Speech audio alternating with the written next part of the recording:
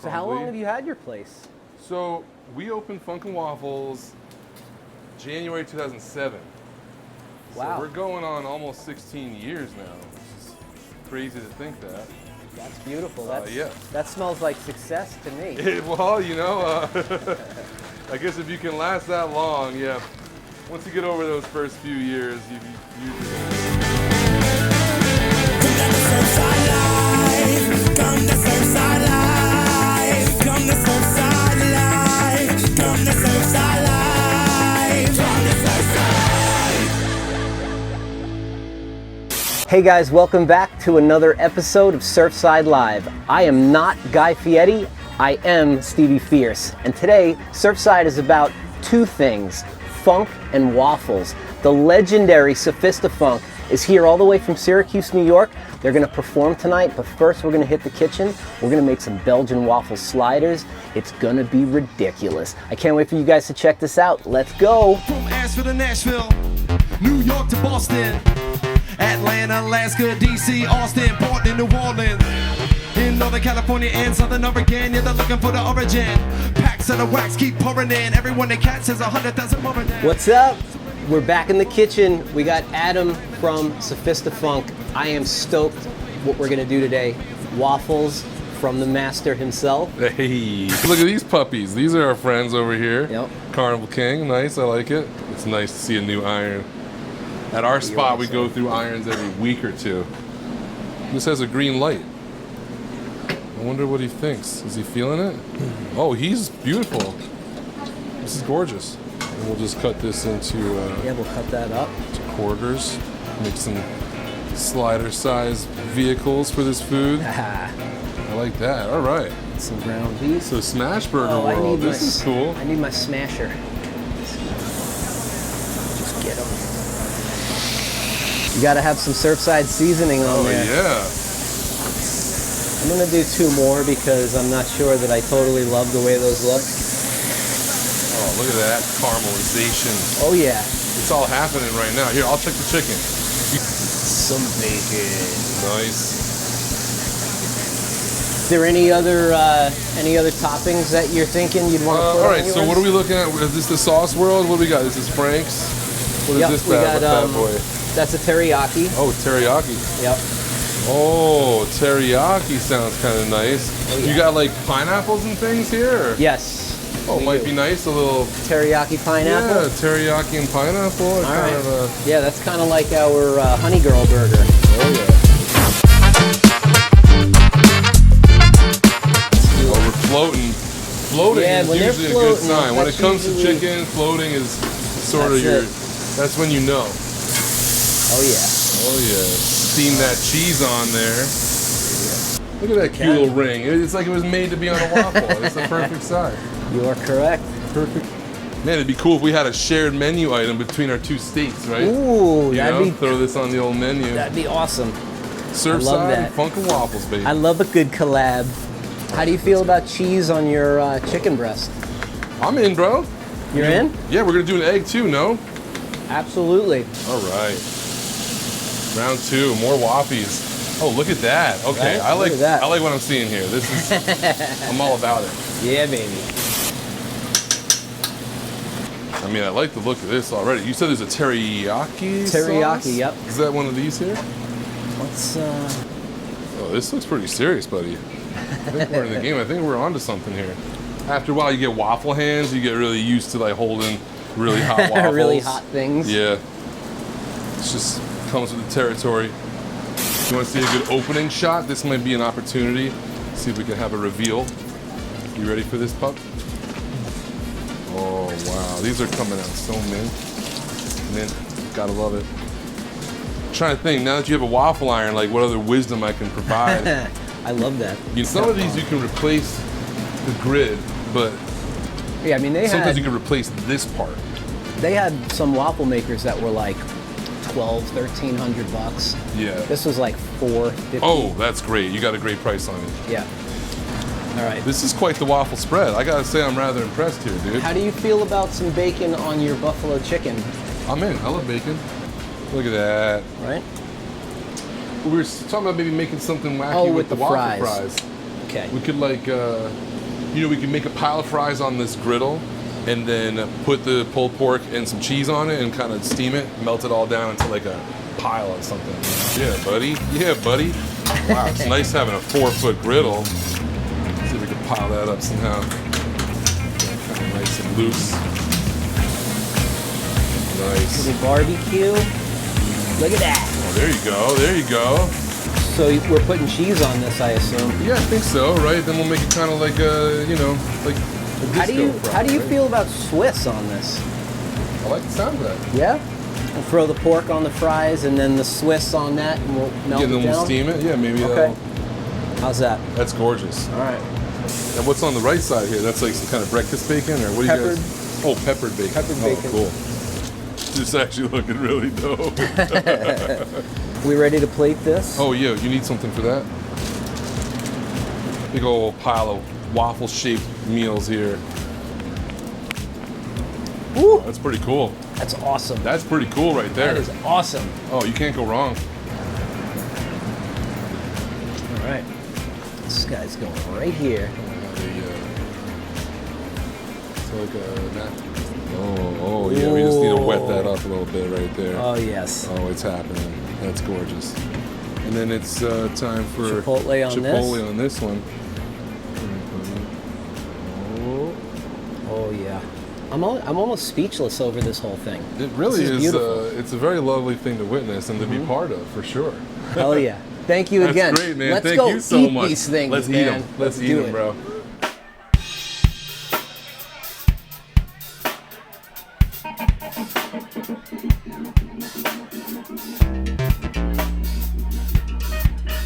Hey. Only take. Well, Adam, here are our creations. Steve, it's a beauty. It Nice is. work, gentlemen. We got Jack, we got Emmanuel, E-Man. These guys are gonna help us. We're gonna crush these things. I think it's gonna be a little messy. Oh wow, Holy cow. that's really special.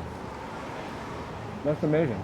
So, like, how does a culinary brilliant mind like yourself get into music, and how did the two passions of I think yours? it's really the funky mind that ended up messing with food, because I think I'm more of a music guy than anything. That was kind of where my next question. Definitely, it's definitely funk first. Funk and Waffles. Yep. Funk first. Sophistafunk.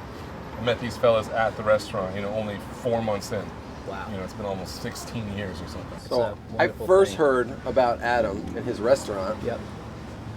long before it was a restaurant. It was called Funk and Waffles Parties, and they were house parties. I was a younger student at Syracuse University, and I would hear about these crazy parties that were happening off campus, usually on a weeknight, rotating different houses. And basically what they were doing is just taking the basement, bringing the band down, having kegs, and their friends would make these insane waffles with candy in them and all these crazy things. And it was just part of like the aesthetic and the party and like the crazy vibe. So we were hearing about these parties long before there was ever a restaurant. That's and I cool. think that's really what it started as, was like going along with the like cool hippie vibes and the food and the music. And he just basically created this beacon for us to all go and meet him. And he'd have his clavinets and all his crazy keyboards on stage. And we'd be like, oh, like, who is this guy? And he'd just come up, start flipping and playing with his teeth. And we're like, yo, this guy is from like another planet, And then from there, we started meeting bands, getting them to play at Funk and Waffles, and then going to play in their city. Yeah. So it was able to start the band. So as the restaurant was growing, the band's growing, and then we started playing these festivals, and we got, just went from there. And then Guy Fieri calls the restaurant, meets the band, we go and play his birthday party, and then we start doing TV shows with him. But it all was happening, like he's saying, like together, and the music led the way. That's but beautiful. the food was there the whole time, no matter what we were doing. Obviously, many musicians start out playing as kids and stuff, but did you have like a band that you were in prior, or like you were always in bands growing up, or was like Sophistafunk just this thing that happened and here we are? Well, I think E and I have been playing ever since we were kids. Okay. And Jack and I went to school together, and I think it was probably one of your first band experiences as far as live band type stuff. Yeah. But for us, I was playing when I was a little kid, piano at like 3 and 4 years old. Very cool. Are you guys all from Syracuse area? I grew up in Tennessee. Okay. I was born in New York, but I grew up in Tennessee. And I moved back. Nice. Yeah, we grew up in New Jersey, in different cities, and we met up here. We went to SU, and then we ended up staying up here. Okay. And the bands, when he was doing those parties, weren't exactly hip hop. A lot of the musical styles had a lot of the funk and the elements that you'd hear and be like, that's the Sophistafunk sound, you know, but it hadn't totally. So he was actually kind of developing this wild style with the keyboards and the Moog synthesizers for years. And then when he met E-Man just has such an incredible pocket, and the way the style he plays, it brought out this kind of extra bounce and almost like a extra hip hop, downbeat funk to Adam's game. And then Adam was enjoying that, so he decided to call his friends, who were the MCs from around Syracuse, and we showed up with a whole gang of friends, and everyone was there, and we locked the doors, and the rest was history. But like, going back to the Guy Fieri thing, like, did he hear about the restaurant, or did he hear your music? Like, how did he get involved in your lives? You know, they have a pretty serious operation over at Food Network. There's someone who's in an office who's figuring out which restaurants are appropriate for them to send a whole production crew to. So I think Guy probably heard about it just like only a little bit before he showed up, you know, because he's a talent. Yeah. So we were hit up about 6 months prior to the show arriving, and they have a lot of questions that you got to go through. It's like some tests you got to do, make sure that you're going to be appropriate for TV. And you know, when he got there though, he showed up on day 2. So there was 3 days of filming. On the first day, we convinced them that it might be cool to get my band or our band on the show. Right. And so we had met the whole production team like a day before Guy showed up. So by the time Guy shows up, they're like, hey, yo, you gotta check this band out. Like, we just filmed them yesterday. They were so funky. Like, the place called Funk and Waffles, and there's this funky band. You're gonna love them. You're gonna love it. Like, you're gonna love Sophistafunk. I can't wait for you to meet Sophistafunk. And so he was getting fed the love, like, before he even walked in the door. Yeah. Then we go do the episode, and it was amazing. You know, we were the first episode of the day, so we got all the life out of him. You know, it was like 6:30 in the morning. He was fresh and ready to rip. Yeah. And did he show up in the Camaro? Did he have it there? They had it there. they do have it there. Yeah, that Camaro's not driven. Right. They put it in a truck. Yeah, they That's trailer it cool. over. But when I got to work that day, there was a Camaro. You know what I mean? So Like in the cool. drive, I was like, oh, it's going down, like triple D. It's real. Yeah, so we met him, we give him the CDs, taking pictures with us, and what turns out is those production guys, they told blew him us up they so told hard. him to take a listen. As it turns out, we've now been on multiple television shows with him. He has the same production guys who work with him. He's so close knit with his family and It's his the same crew. dudes, yeah, from all the way So along. what ended up happening is he listened to the music. He loved it so much. He calls us up and he says, "I want you to come play my birthday party." We didn't know if he was serious. It's like hours after. Yeah. We don't know what that even means, going out to like California and everything. Turns out we get out there and they are just literally like Sons of Anarchy but food gangsters. And like, you know, they're close friends and celebrities, and he's had his wife, his kids, his house, his restaurants all before he got famous. And it was this close-knit community that just welcomed us in. They're like, you're not the entertainment, you're part of the family now, because he really resonated with the music style, which reminds him of Northern California where he's from. And there was a few lyrics that even had him like connecting to his family and different like really powerful things that he was like, these guys are saying something. He's like, you know, he just had this certain vibe with us. He wanted to help, and he just loved what we brought, and we just had this synergy at that moment, and we ended up riding for years and years, doing multiple shows, and then doing the game show with him in 2022. So it's just been a wild ride, because in the end, he was just a true fan and appreciator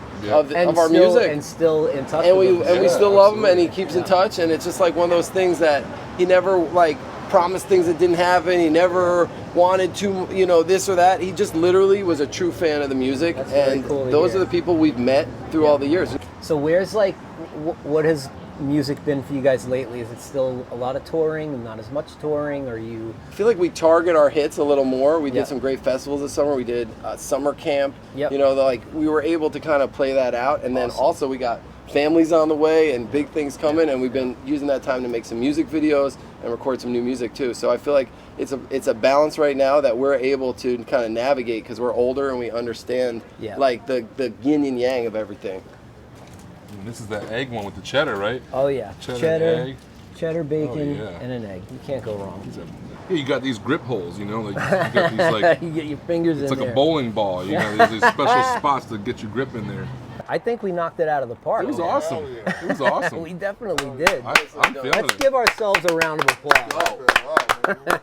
All right, Guys, guys. Saki was good. My Thank dude. you. Thank you. Thank you, brother. This was awesome. Really I fun, really man. Great appreciate you tasting guys food. doing this. Really great vibe here at the spot, man. We're psyched. Come to Surfside. Tightness.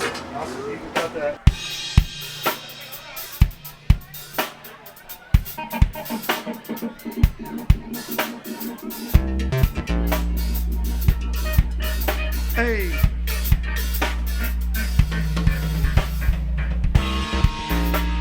One time for the burgers here at Surfside. Y'all make some noise, everybody in the house. Watch out. Sophistafunk. Live and direct. Hey, do you want to dab at this funk for your brain? Each one is different, it depends on the strain. Guaranteed to get you feeling elevated. One taste of your face, cause the flavor's concentrated. It's slick like oil, sweet like honey. It can make a bad day seem funny. Duke Errl rule the world with a little shatter. Take a dab at chitter chatter, didn't matter. On wax, feeling turned up. Plus I got a couple letters that you might have heard of. AK Sour D like a true OG. The Lorax speaks for the homegrown trees. Y'all know me, for blown on a beat. Going coast to coast and even overseas. Growing like a weed by the Bay to Town Green. You can find me on Shakedown Street. So take a little dab at this funk right here. Just a dab now, don't be scared. Oh yeah, put it in the air. And you know we got enough to share. So take a little dab at this funk right here. Just a dab, but please beware. One dab, but do you just fine? Too many dabs might shatter your mind.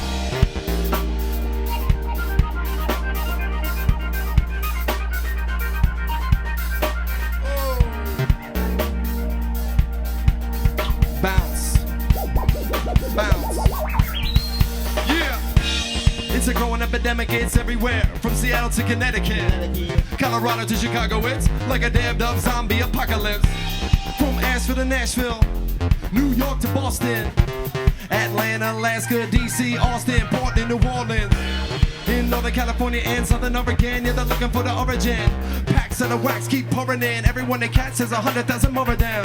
Too many fans of the funk. Even the judge got a gram in the trunk. Alley-oop puts a damn slam dunk. Step away from the truck with both hands up like take a little dab of this funk right here. Just a dab now, don't be scared. Oh yeah, put it in the air. And you know we got enough to share. So take a little dab of this funk right here. Just a dab, but please beware. One dab, but do you just fine? Too many dabs might shatter your mind.